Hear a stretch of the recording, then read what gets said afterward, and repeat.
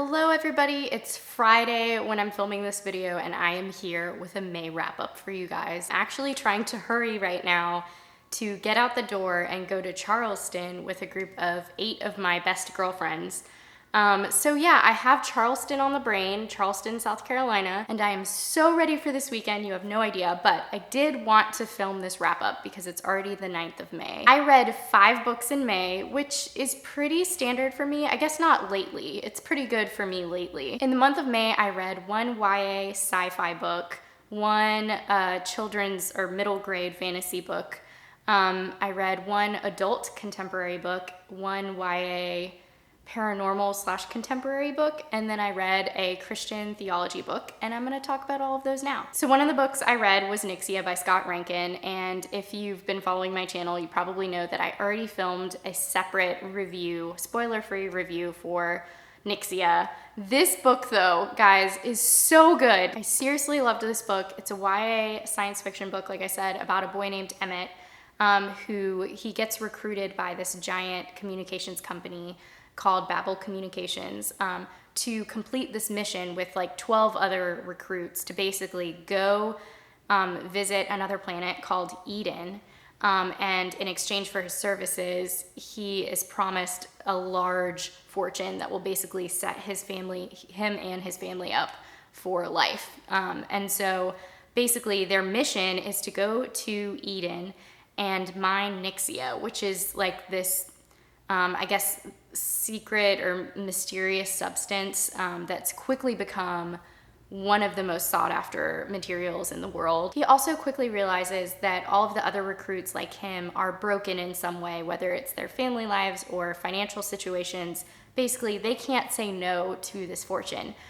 So it becomes a really interesting, there's a lot of really interesting tension. The plot is so good. Like the amount of detail, I don't know, I could spend this whole video talking about Nixia and it'll be the same thing that's included in my book review. So definitely check that out if you're interested. If you're a fan of Red Rising, The Hunger Games, Ender's Game, I think you will really love this book. Emmett is just one of the best characters. Like, I genuinely loved getting to know him. He was very real. It was a serious page turner.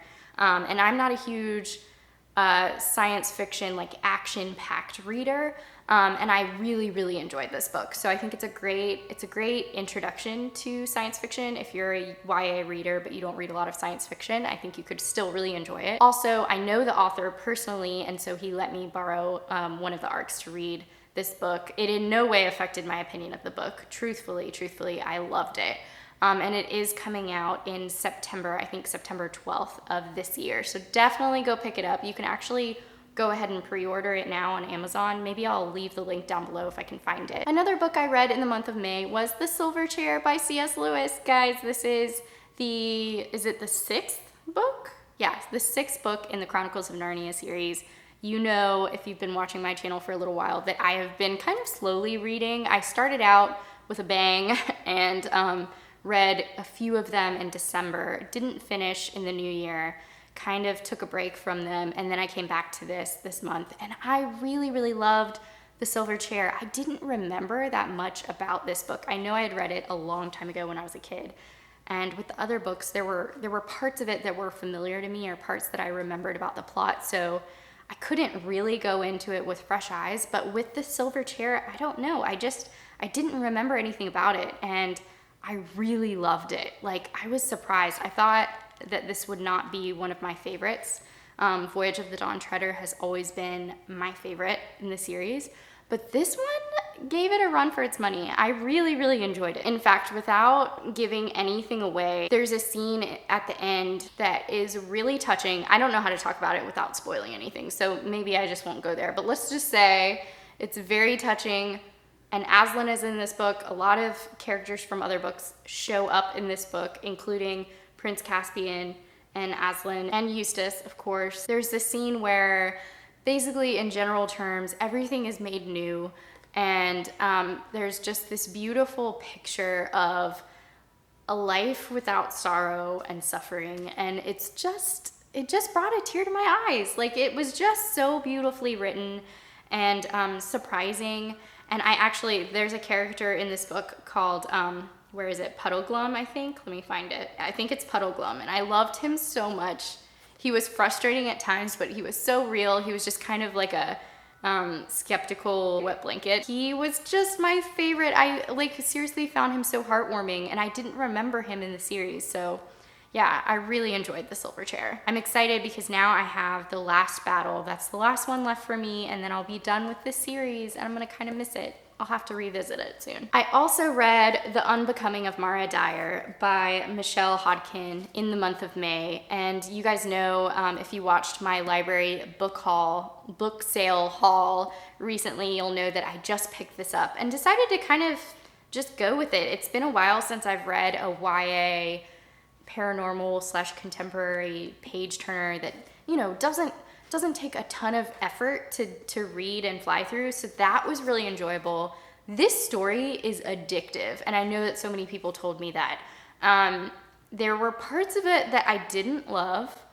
I am probably, this is gonna be an unpopular opinion probably, but Noah was not my favorite character. So I'm listening to the second book in the series right now on Audible, which is The Evolution of Mara Dyer. And I like Noah so much better in that book. In this book though, he bothered me. And Noah is like the love interest for Mara. That's not a spoiler or anything, but he bothered me so much. In the beginning, when she was getting to know him and he was intrigued by her, he literally said something to the effect of like, "You're just not like other girls," which is one of my biggest pet peeves. Like, I have such an issue with that whole trope. So yeah, she was just kind of like the jaded, like sarcastic, witty girl who is actually kind of mean to the boy, and somehow he is attracted to that, and they're mean to each other. And yeah, I did not love that aspect of their relationship.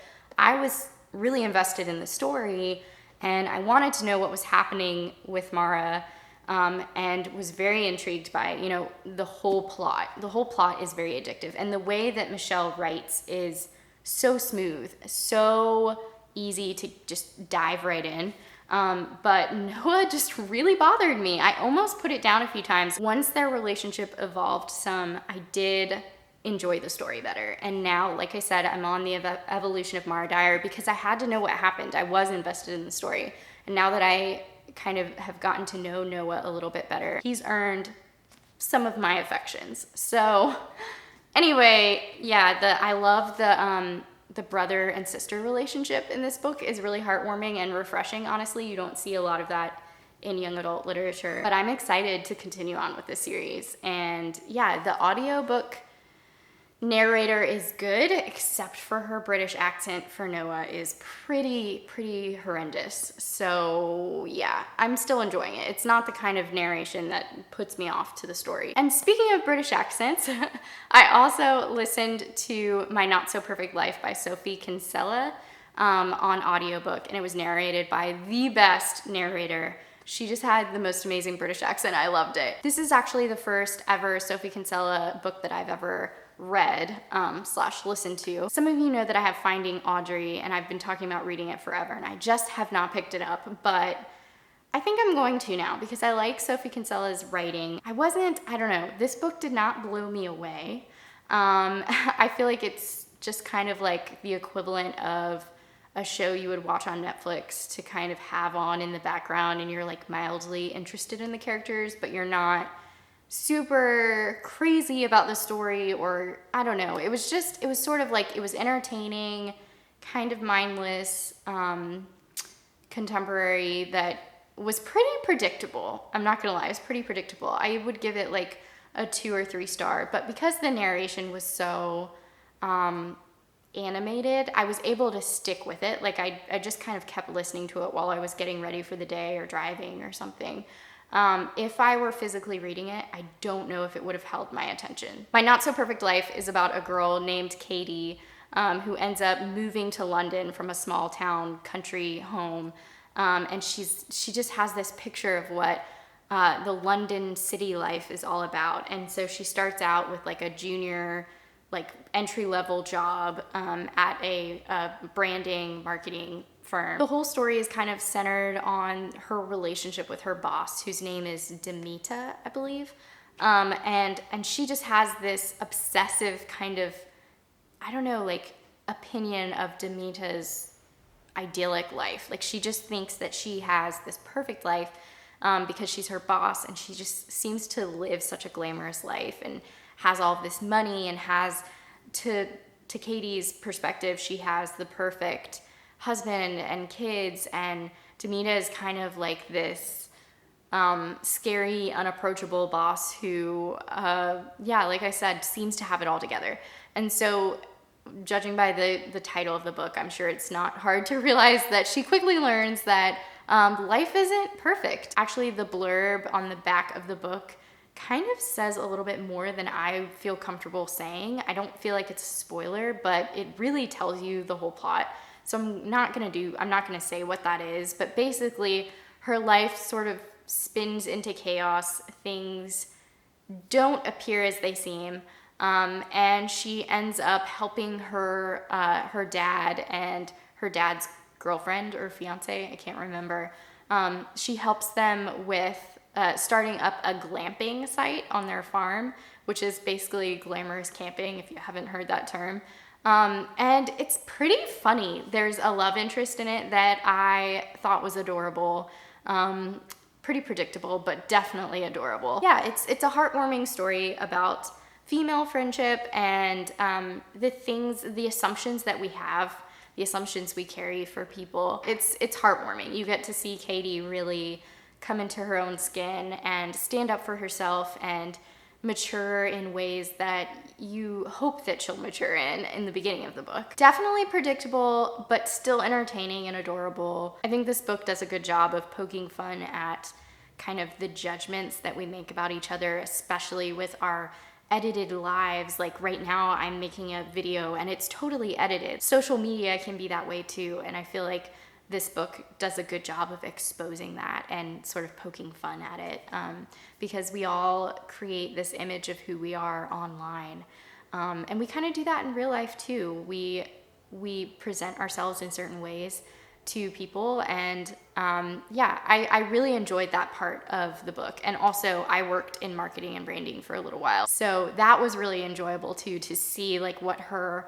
work environment was like. I felt like it was pretty accurate, and I mean, definitely an exaggeration, but still, like I said, enjoyable. The last book that I read in the month of May was How People Change by Paul Tripp. And I don't really talk a whole lot on this channel about the Christian theology or spirituality books that I read in my personal life. And that's mainly because this is BookTube and those books aren't really talked about in this space.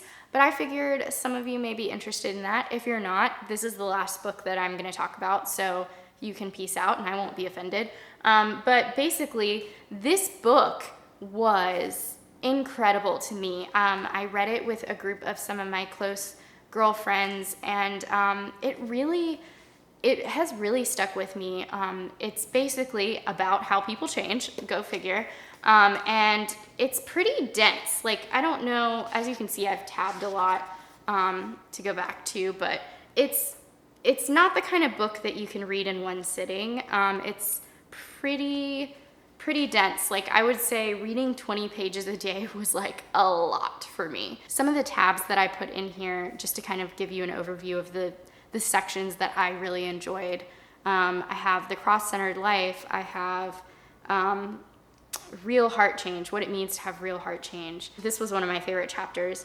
Change is a community project, just talking about living in tension and how we weren't created to live alone. We were created to live in community, and how that can sometimes be messy, and how we kind of have to lean into that to really grow in our faith. Let's see, what else did I tab?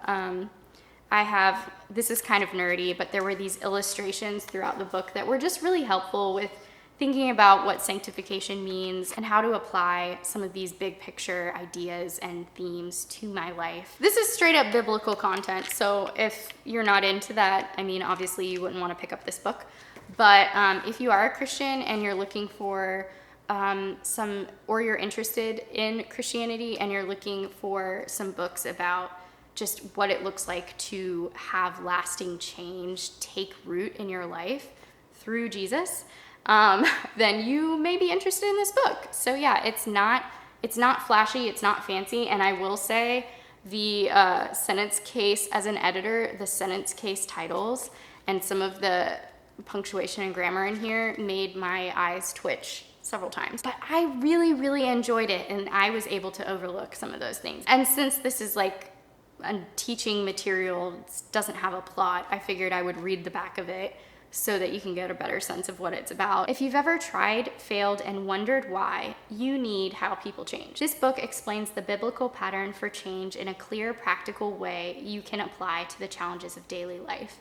But change involves more than a biblical formula. You will see how God is at work to make you the person you were created to be. That powerful, loving, redemptive relationship is at the heart of all positive change you experience.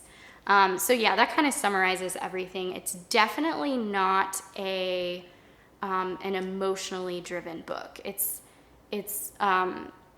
like I said, it's dense. You really have to think through some of the ideas in here, which I really appreciate. So those are all the books that I've read in the month of May.